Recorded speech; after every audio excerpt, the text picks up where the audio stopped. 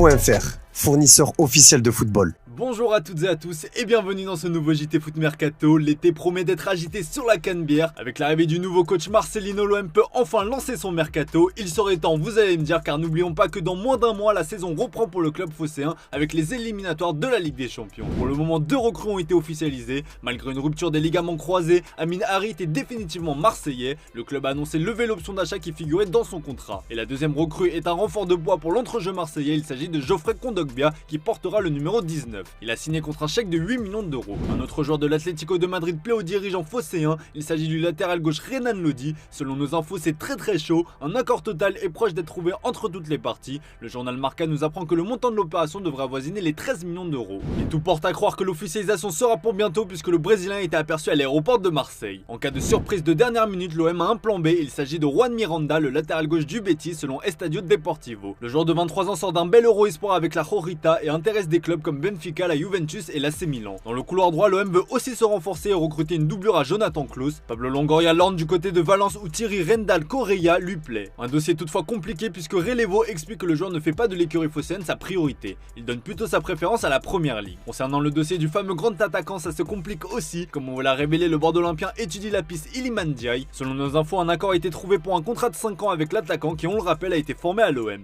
Mais faut-il encore convaincre Sheffield? Et ça s'annonce beaucoup plus compliqué. D'après nos confrères de la Provence, le club anglais réclame pas moins de 20 millions d'euros pour son buteur de 23 ans qui sera en fin de contrat en 2024. Un gros chèque qui pourrait refroidir la direction marseillaise. En même temps, l'arrivée d'un buteur presse car vous le savez, Alexis Sanchez n'est plus un joueur de l'OM. Le contrat du Chilien est arrivé à terme. Et alors qu'il a refusé un nouveau contrat avec une revalorisation à hauteur de 30%, le joueur ne donne plus aucune nouvelle à son ancien club selon l'équipe. Et au vu des difficultés rencontrées, Pablo Longoria envisage d'abandonner les négociations pour se concentrer sur d'autres pistes. Enfin, si Leonardo Balerdi est pisté par des clubs espagnols et anglais, l'Argentin pourrait rester dans la cité phocéenne. En tout cas, selon nos infos, c'est le désir du nouveau coach Marcelino qui a échangé avec le défenseur. Un échange positif avec le coach espagnol qui lui a dit tout le bien qu'il pensait de lui. Et tout ça nous amène à vous poser la question du jour les amis. Selon vous, qui sera le futur grand attaquant de l'OM? Comme d'hab, vous nous dites tout dans les commentaires. Hier, Guillaume vous demandait où devait jouer Sadio Mané la saison prochaine. Et bien pour vous, le Sénégalais doit revenir en Angleterre. Et c'est le club de Newcastle qui revient le plus souvent. D'ailleurs, voici les dernières news concernant le dossier Sadio Mané. Comme on vous l'a expliqué hier, le Bayern Munich a fait savoir au principal intéressé qu'il devait se trouver un nouveau club. Une information révélée par Kicker. Selon nos infos, Al Hilal a tâté le terrain en vain et pour cause, le joueur a été cash en indiquant ne pas vouloir quitter le Bayern Munich. Dans son podcast, le média allemand Bild précise que l'attaquant souhaite rester coûte que coûte et veut participer à la tournée du Bayern Munich en Asie.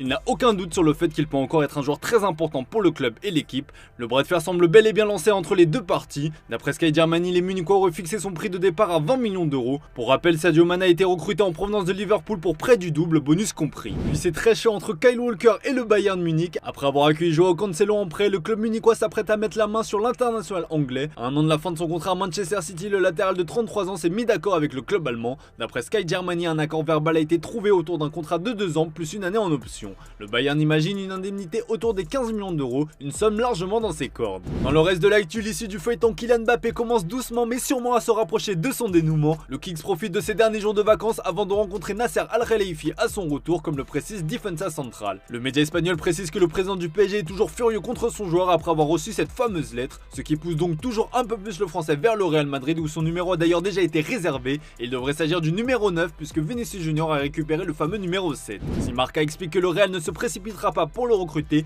Defensa Central explique que le club merengue se prépare à cette éventualité et on connaît désormais les contours du futur contrat qu'il attend dans la capitale espagnole, un bail de 6 ans avec un salaire de 30 millions d'euros par an. Mais à cela il faudra aussi rajouter 20 millions d'euros de bonus de transfert par saison.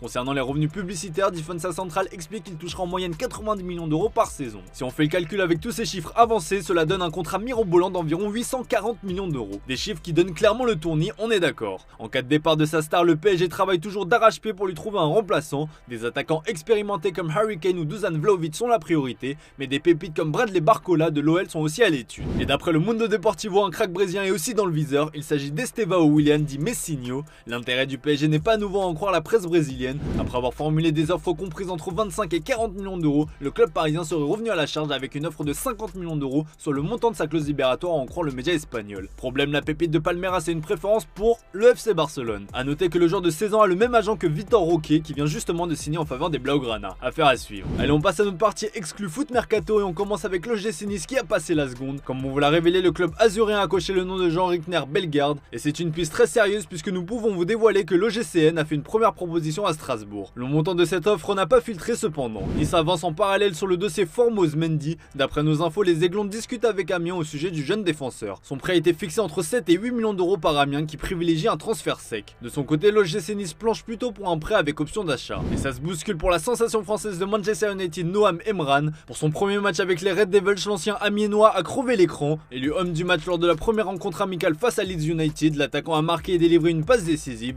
de quoi remettre totalement en question son avenir. Car oui, la concurrence sera rude pour le joueur de 20 ans qui pourrait donc opter pour la solution du prêt pour grappiller du temps de jeu.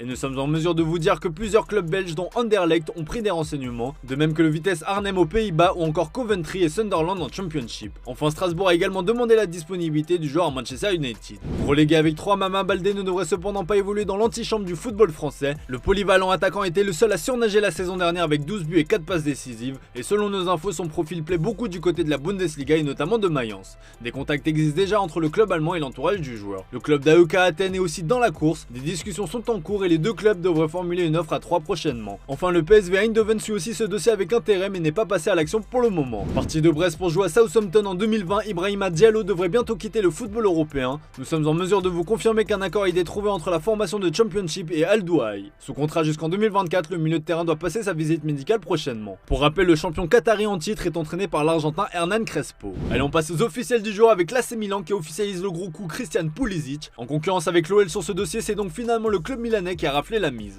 L'ancien du Borussia Dortmund s'engage avec les Rossoneri pour les 5 prochaines saisons, dont une en option. Il portera le numéro 11 en Lombardie et le transfert a été estimé à environ 22 millions d'euros. Et c'est officiel, après des longues semaines de négociations, le RC Lens et le RB Leipzig ont fini par tomber d'accord sur le transfert de Luis Openda. Le club allemand a dû céder face aux exigences du club lensois dans ce dossier et débourse entre 43 et 46 millions d'euros en plus de bonus pouvant atteindre 6 millions d'euros. L'attaquant belge a signé un contrat de 5 ans, soit jusqu'en juin 2028 et portera le numéro 17, peut-on lire dans le communiqué. Arsenal continue son mercato de folie après Kai Havertz et Jurrien Timber qui rejoint les Gunners. L'international néerlandais nous rejoint en provenance de l'Ajax pour un contrat à long terme. Jurrien portera le maillot numéro 12, a annoncé Arsenal dans un communiqué. Coût de l'opération, environ 45 millions d'euros, bonus compris. Sans club, Nani reprend du service à 36 ans. Adana Demirspor vient d'annoncer la signature du champion d'Europe 2016. De retour en Turquie, Nani a signé un contrat d'1 an assorti d'une année en option. L'OL a officialisé le départ de Romain Fèvre à Bournemouth pour 15 millions d'euros et 10% sur une future plus-value. L'ailier gauche reste cependant en prêt à Lorient. Après 3 saisons et demie passées en Bundesliga, Angelino rebondit en Turquie. Le latéral gauche s'est engagé avec Galatasaray. Il a été prêté par le RB Leipzig en échange de 1,5 million d'euros et son option d'achat est fixée à 6 millions d'euros. Il n'y a pas que l'Arabie Saoudite qui a décidé de se montrer active sur le mercato, le Qatar aussi. Après avoir recruté Sofiane Bouffal en janvier dernier puis Thiago Mendes en provenance de l'OL il y a quelques jours, le club d'Al Rayyan vient de s'offrir un sacré coup. Le club qatari vient en effet d'annoncer l'arrivée de Rodrigo Moreno. La presse anglaise annonce que Leeds récupérera 5 millions d'euros dans cette histoire. En fin de contrat du côté de Montpellier, Valère Germain quitte la France. Il va même à l'autre bout du monde puisque l'attaquant s'est engagé avec le club australien de MacArthur. Allez, comme d'hab les amis, on se quitte avec l'image du jour qui dit nouveau club pour Lionel Messi dit aussi nouvelle vie et la Pulga prend doucement mais sûrement ses marques. L'Argentin a été aperçu à Miami en train de faire ses courses, une scène inimaginable à Paris ou encore à Barcelone. Les fans ont été relativement calmes en lui demandant seulement des photos contrairement à un autre qui lui a volé un bisou, oui. Et ça clairement la Pulga n'a pas kiffé. Allez, excellent week-end à vous les amis, on se retrouve dimanche pour un nouveau JT sur Foot Mercato.